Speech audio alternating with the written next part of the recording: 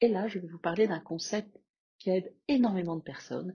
C'est dans les concepts des 3 états du moi de l'analyse transactionnelle, où en nous, il y a la partie parent, la partie adulte et la partie enfant. C'est dans le parent nourricier. Dans la partie parent qui est en nous, il y a 2 parents. Le parent normatif, qui pose le cadre, qui pose la norme, qui apporte de la sécurité quand il est positif, mais quand il est négatif, qui va juger, critiquer, dévaloriser. Donc plus on va aller dans le positif, moins il y aura de négatif. Et le parent nourricier, qui quand il est positif, il va aider, valoriser l'autre, l'encourager, valoriser l'autre ou même soi-même, nous valoriser, nous encourager nous-mêmes. Ça, c'est le parent nourricier positif, il va nourrir. Mais quand il est négatif, il va surnourrir, il va gaver, il va surprotéger, il va prendre en charge l'autre, il va en faire trop.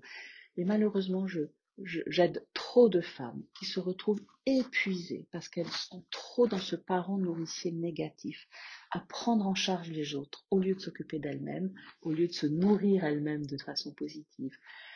Et notamment, je pense à une cliente qui est dans une grande entreprise internationale et qui dirige une quarantaine de personnes. Et dans son équipe, il y a notamment 2 managers qui ne travaillent vraiment pas bien. Et qu'est-ce qu'elle fait? Eh bien, elle se met à les protéger, à travailler un peu avec eux et à travailler surtout seule pour faire leur travail à eux. Elle n'ose pas les confronter parce qu'elle a peur de mais qu'est-ce qui se passe si elle leur dit que ça va pas.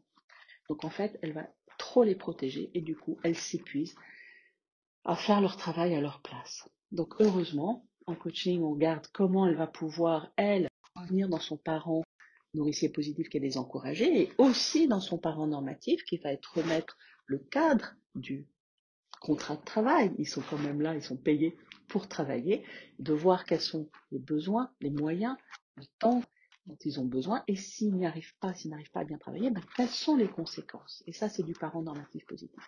Donc, plus vous allez être épuisé parce que vous êtes dans du parent nourricier négatif qui va surprotéger les autres, qui va en faire trop, qui va les prendre en charge, et c'est absolument pesant de faire ça, plus quand vous allez aller soit poser le cadre dans du positif, vous allez vous sentir mieux, ou bien aller dans et poser cette question un peu magique, comment je peux t'aider? Dis-moi ce que je peux faire pour t'aider. Et si la personne répond rien, vous faites rien.